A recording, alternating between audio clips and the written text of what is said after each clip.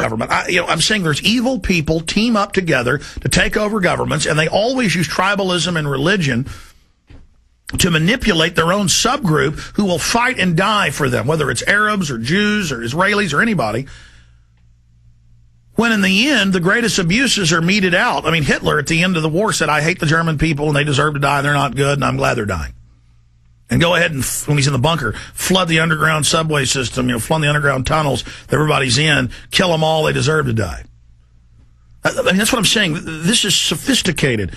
This is nuanced. It is an indictment of the Zionist regime in Israel to come out and show how they kill their own people. And to come out and show how they worked with Hitler and wouldn't let Jews flee other parts of the world. Or how on record, how the Zionists would bomb Jews in Spain and in Iraq and in Iran and drive them out of places they've been for thousands of years to make them come to Israel. Why is that? Why do they want them all there? It's so they can be killed. It's so they can be played off as genocidal pawns against their neighbors. And that's what Albert Pike wrote about in 1879. The 3 world wars they would engineer, everything they would do. And it's happening. And so, see, if we as a people, Muslims, Christians, Jews, Hindus, Buddhists, whatever, liberals, conservatives, old, young, black, white, doesn't matter, say we don't want foreign banks seizing our roads and jacking up the prices and raping us when they engineered the financial crisis to begin with. They engineer it, they get the bailouts, and we got to pay interest on the money we give them. Somebody goes, oh, you just like the Jews. I'm like, what does it have to do with the issue of no to the North American superhighways, no to foreigners seizing up all our infrastructure and national parks, no to the animal ID, the premises ID, no to all this regulation and control and CPS grabbing over 1 million children a year and the phony drug war? Shut up, you're government disinfo. No, government disinfo gets us to all fight with each other and argue over this or that or this, instead of let's say no to world government. Let's say no to centralization. Let's say no to everything the global engineers are for. They're for collectivism. They're for open borders. They're for surveillance. They're for regulation. They're for centralization. They're for regionalization. They're for the FEMA 10 regions. They're for the CPS. They're for getting everybody institutionalized. They're for drugging the population with Ritalin and Prozac. Now over 100 million prescriptions a year for Prozac alone in the U.S. They are for drugging us to control us. They want to break up our families. They state in their own policy reports we've shown you and covered here. That's the issue. We're against the policies. We're against the ideas. We're against these wars. We're against gun control, victim disarmament. I am against everything the New World Order is for, which is all against the Bill of Rights and Constitution. I'm for the Bill of Rights and Constitution. They're against it. Therefore, I'm against them on all issues. And then they want to sidetrack you from waking people up about government-sponsored terror and waking people up about GMO foods and how deadly they are and waking people up about the fact there's no law, you got to take vaccines, or the media saying homeschooling's illegal when there's millions of homeschoolers and it's not illegal. All these hoaxes they run. Instead of us coming together on real concrete things that we, in every poll, 90, 95, 99% of people don't want the North American Union. So we should come together and say no. 98% of Texans don't want the Trans-Texas NAFTA highway. So they claim they're getting rid of it, but then they say, oh, we're actually breaking it up into multi-parts. So we come back and we fight them on that deception. We sue them. We remove them. We expose them. We remove them from office. We know the electronic voting machines are fraud-ridden and stealing elections, so we expose those. We have petitions signed for a paper ballot vote to remove them. We get aggressive. We go out and we say no to the Patriot Act, no to the police state, no to secret arrest. We point out how the public's being conditioned to accept troops on the streets of America. Another example of this groupism and how they use tribalism, balkanization to divide and conquer us is Obama. All over INFOWARS.com and PrisonPlanet.com, on the comments under the stories, people come in, and most of them are probably shills, and they'll say, you just don't like Obama because you don't like black people. No, I'm against forced conscription and a new national draft for the military, 18 to 24, on record, on the Obama website, and from his chief of staff.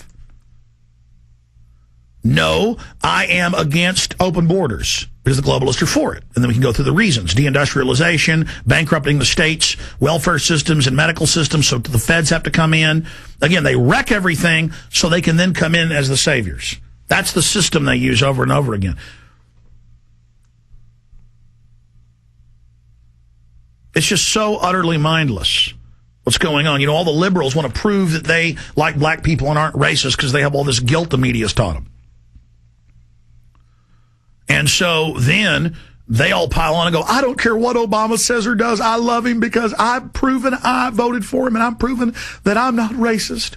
And then black folks are like, man, he's a brother from another mother, and this is such a great thing, and it gives us this pride, and there's that real pride there, and you wish it could be something good, but it's a lie and a fraud. The first thing he says he's going to do is double the funding for forced abortions in China.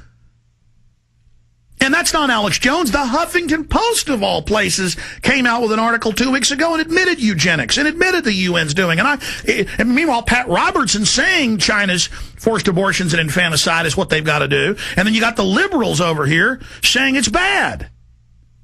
I mean, I'm now anti-black because I don't want people being sterilized or forced abortions in Africa, or I'm anti-Chinese because I don't want dead Chinese babies. How does that work? See, but it's all like, hey, I'm black. He says, look, I'm black. The media says, look, he's black. It's change. There's no change. You know, a black cop can beat you down, whether you're black or white, and take you to a prison cell and claim you attacked him and set you up if it wasn't on camera. Just as much as a white cop can shoot a black guy right in the back. And then hope nobody got video of it and confiscate the video and try to lie about it, and then he got caught. Tyranny can come under any skin color. And let me tell you something, folks. It's coming under Barack Obama. All right, let's accelerate through your calls. Mark in Oregon, you're on the air. Alex. Good morning, Alex. And welcome back, and it's great to have you back. Thank you, sir. Alex, I hope you had a great vacation. You sound like you have as much energy or more than you've ever had, if that's possible. It rested my voice. Fantastic. Well, I think it rejuvenated you maybe a little bit, from all this hard work you've been doing for the last 13 years or so. Actually, Alex, I wanted to make a quick comment just on what the British gentleman had mentioned in his call, and then I had 2 quick pieces of factual information to pass on to you. The British gentleman was talking about the whole goal, if I understood him correctly, of the Illuminati agenda and its current last stage of its known agenda, as most all of us, even lower-level Illuminists, are aware of, to bring the world into this consolidated one-world government, is actually the same as saying they're bringing in the rule of the Antichrist, as far as their view of it goes. Why do you say us low-level Illuminists? Well, I think their lower-level workers aren't privy to actually... But why did you say... you said as if we were their workers. Oh, no, I didn't mean that. Well, no, actually, they consider... When you talk to Illuminists, they consider those of us that are awake as on the light side of the Illuminists. See, that's how they claim they control all. And it's this balance between light and dark. It was funny you said that. I say no to that title, but they say, don't you know you're part of the Illuminati too? You're just on a different path. And then they believe in all this weird balance. They kill 1 million kids, it's beautiful. If they save 1 million kids, it's beautiful. Mm-hmm. They claim that anybody that's actually aware and knows what's going on in the universe and who wants to know and who is into knowledge, which they say is the real wealth, they claim that you're an Illuminist. Well, I wouldn't consider myself to be an Illuminist unless I believed on Lucifer as Almighty God of creation. Exactly. Like they do. In fact, pull up that Mason. I want to play that video on screen. Mason says he loves Lucifer. Pull that up on YouTube. We're going to play that. Go ahead.